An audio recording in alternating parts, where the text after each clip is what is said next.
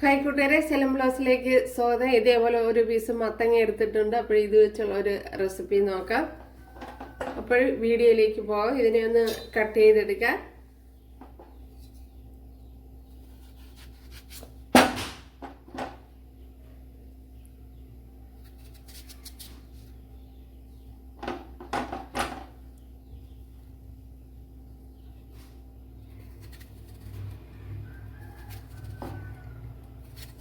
ഇതൊരു 250 ഗ്രാം വരും.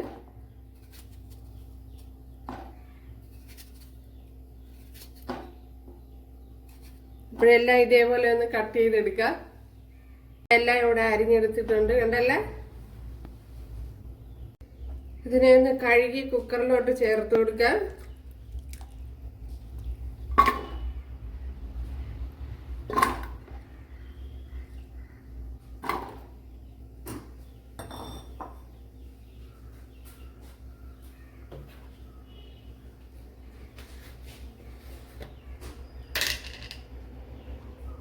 ഇതിലേക്ക് മഞ്ഞൾപ്പൊടി ചേർത്ത് കൊടുക്കുക, ഉപ്പ് ചേർത്ത് കൊടുക്കുക, വേവാൻ ആവശ്യമായ വെള്ളം ചേർത്ത് കൊടുക്കുക.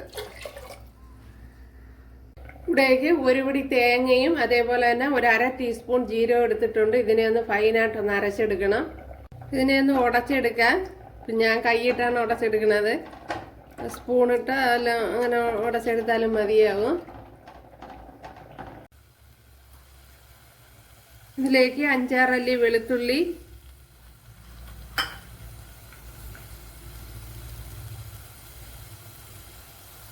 നമ്മുടെ വെളുത്തുള്ളി ഇഞ്ചിയൊക്കെ നല്ലതുപോലെ മൂത്ത് വന്നിട്ടുണ്ട്. ഇതിലേക്ക് ചെറിയൊരു സവാള ഇതുപോലെ കട്ട് ചെയ്ത് ചേർത്ത് കൊടുക്കുക.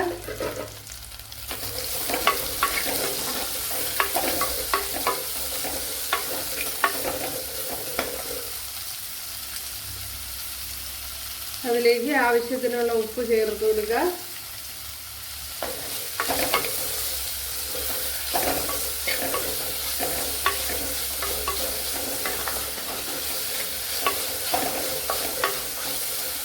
ഇതിന് നല്ലപോലെ ഒന്ന് വഴണ്ട് വരണം.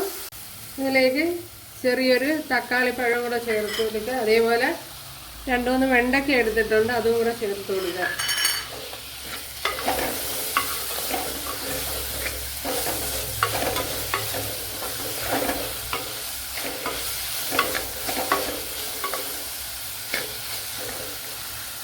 അതേപോലെ ശകലം കറി ലീവ്സ് കൂടെ ചേർത്ത് കൊടുക്കുക.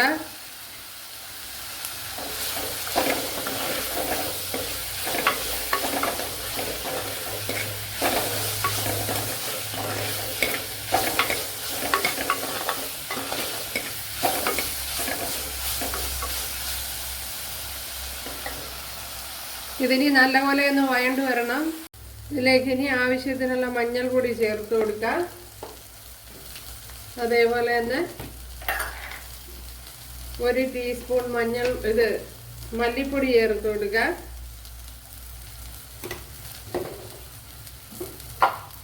ഇനി 1 ടീസ്പൂൺ മുളക് പൊടിയും കൂടെ ചേർത്ത് കൊടുക്കുക. ഇത് കാശ്മീരി മുളക് പൊടിയാണ്, എരിവില്ലാത്ത.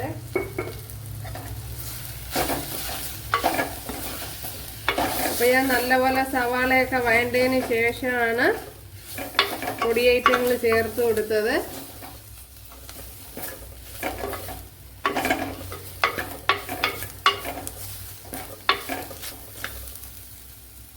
ഇനി ഇതിലേക്ക് നമ്മുടെ മത്തങ്ങ ചേർത്ത് കൊടുക്കാൻ. മത്തങ്ങയെല്ലാം നല്ലതുപോലെ അങ്ങ് ഉടഞ്ഞു പോയി. അപ്പോഴും മത്തങ്ങ ഇതേപോലെ തന്നെ ഉടച്ച് എടുക്കണം.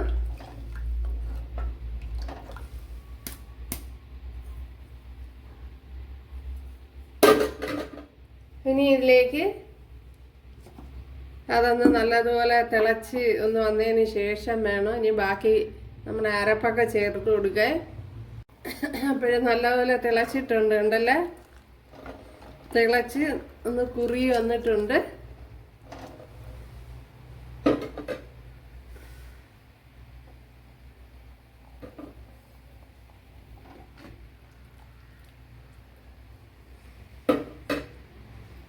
ഇനി ഇതിലേക്ക് നമ്മൾ അരച്ചു വെച്ചിരിക്കുന്ന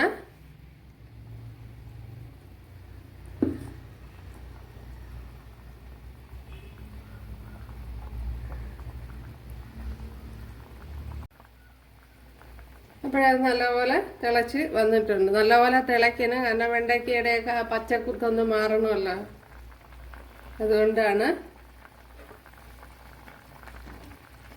അപ്പോഴേ നമ്മൾ നല്ലതുപോലെ വഴറ്റി നല്ല വെന്തതിന് ശേഷം വേണം ഇത് ചേർത്ത് കൊടുക്കാൻ.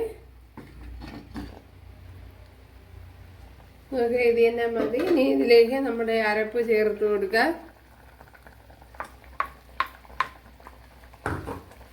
ഇനി തീ ഒന്ന് കുറച്ച് വെച്ച് കൊടുക്കുക.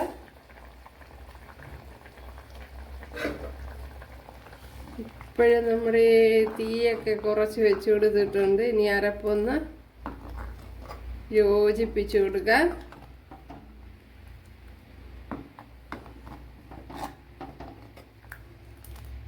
ഒരു അടിപൊളി കറിയാണ്, കണ്ടല്ലേ. ഇപ്പോഴും കുറച്ചുകൂടെ ചാറ് വേണമെന്നുള്ളവർക്ക് ചേർത്ത് കൊടുക്കുക.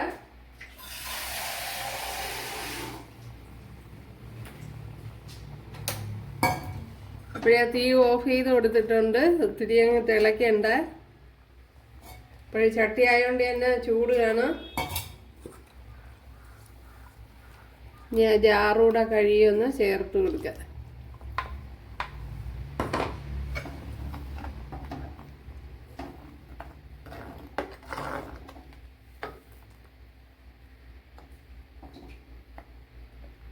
ഒരു അടിപൊളി കറിയാണ്.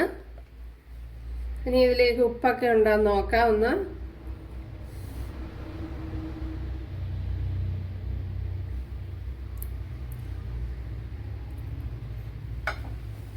ഉപ്പ് അല്പം കുറവ് പോലെ തോന്നുന്നു.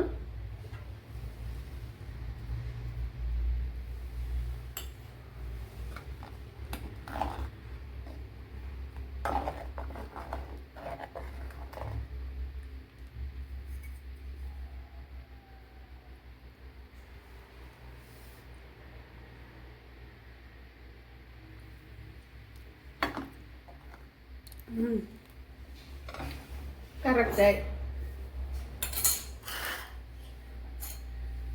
ഇനി ഇതൊന്ന് മാറ്റി കൊടുക്കാം. ഇനി ചെറിയൊരു കടുതാളപ്പൂട കൊടുക്കണം. ഒരു ശകലം ഉലുവ ചേർത്ത് കൊടുക്കാം.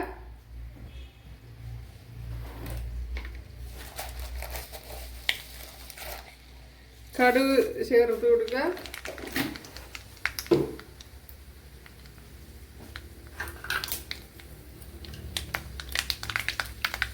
ഒരു 7-8 കുഞ്ഞുള്ളി ഇതുപോലെ അരിഞ്ഞെടുത്തിട്ടുണ്ട്, അത് ചേർത്ത് കൊടുക്കുക.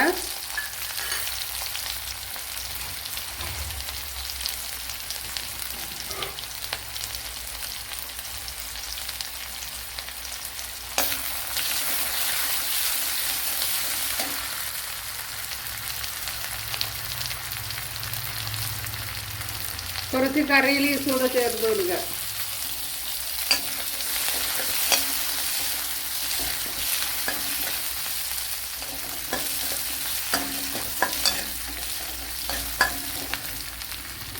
ഉണ്ടല്ലേ നമ്മുടെ അടിപൊളി കറി.